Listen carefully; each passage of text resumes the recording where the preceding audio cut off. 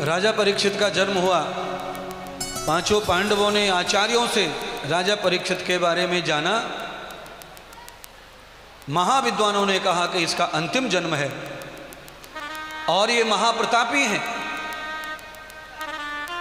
भगवान श्री कृष्ण के माध्यम से ही धरती पर आए हैं। पर एक ही दुख की बात है कि इनकी मृत्यु सांप के डसने से होगी, पर अंतिम जन्म होने के कारण उसका दोष भी नहीं लगेगा। वैसे कहा गया है कि सांप डसने से जो शरीर नष्ट हो जाता है उस आत्मा को 7 जन्मों तक पुनः मानव बनने का अवसर नहीं मिलता। इसलिए विष पीकर मत मरो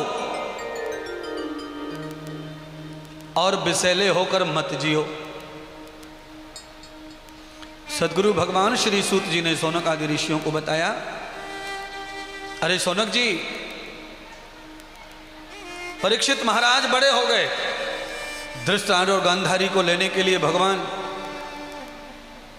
विदुर जी आए और महासंत विदुर जी ने धृतराष्ट्र और गांधारी को उपदेश दिया।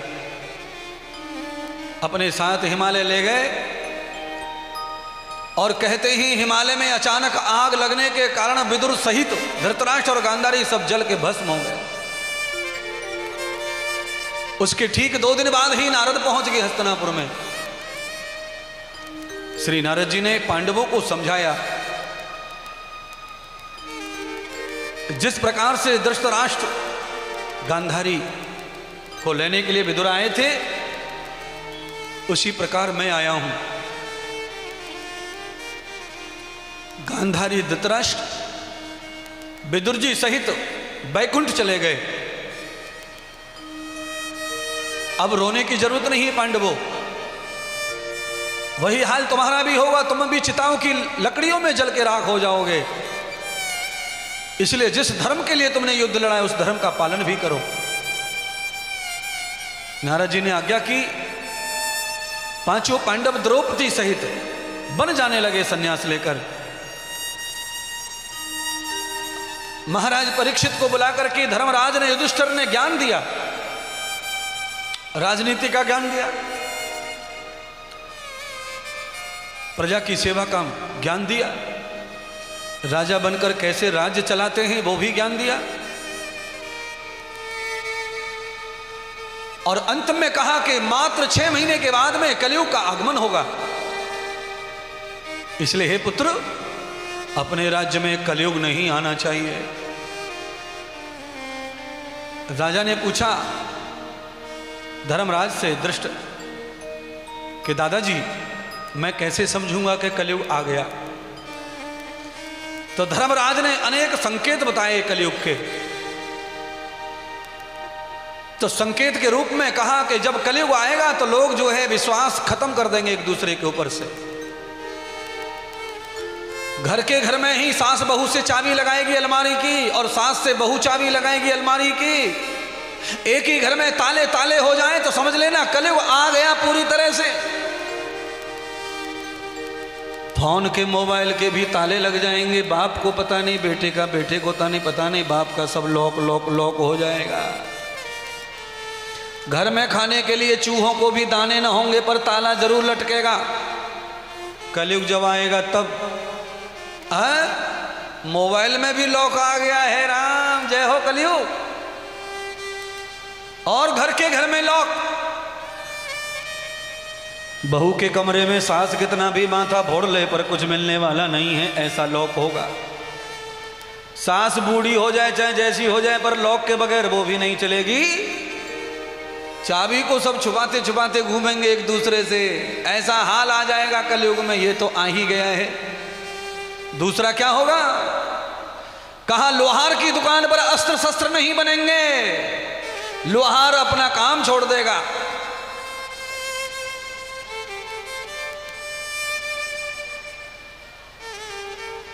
ऐसे रसायन के हथियार बनेंगे कि एक छोड़ दिया पूरी दुनिया को नष्ट कर देगा। कलयुग जब आएगा अस्त्र और शस्त्रों के युद्ध समाप्त हो जाएंगे। दूसरा, कोई भी पुत्र अपने माता पिता की सेवा नहीं करेगा। कोई शिष्य अपने गुरु का वफादार नहीं होगा। धन के लालच में सब एक दूसरे को धोखा देंगे। भाई के साथ में दुनिया भर की लड़ाई होंगी, कोर्ट कचहरी होंगे। बहन अपनी मर्यादाएं तोड़ देंगी, भाई अपनी मर्यादाएं तोड़ देंगे। लालच में आकर भाई अपनी बहन को त्रास देगा और बहन त्रास का बदला त्रास से ही लेगी। संकट आने पर पत्नी पति को छोड़ के चली जाएगी और पति जो है एक पत्नी के ऊपर कभी जो है अपने आप को निर्भर नहीं करेगा जब कलयुग आ जाएगा।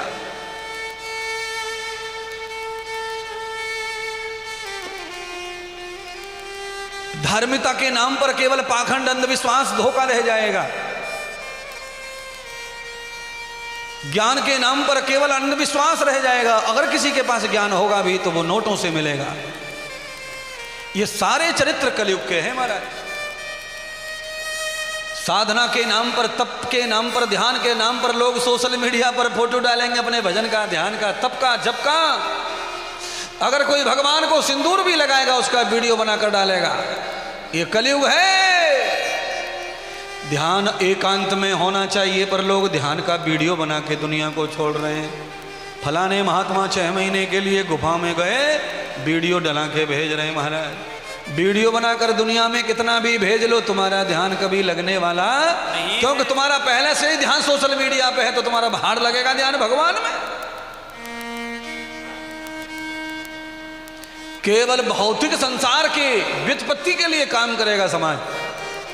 आध्यात्मिक हानि होगी, आत्मा मर जाएगी, जूझ जाएगी, सूख जाएगी, पिघल जाएगी।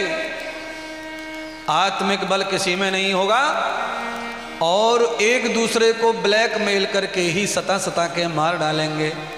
ऐसा काल आने वाला है। एक भी लड़का, एक भी लड़की माता पिता की आज्ञा का पालन नहीं करेंगे। गाय भूखी मरेंगी, लंगड़े हुए बैल को लोग मार मार कर रास्ते से भगाएंगे। ये सब बताया।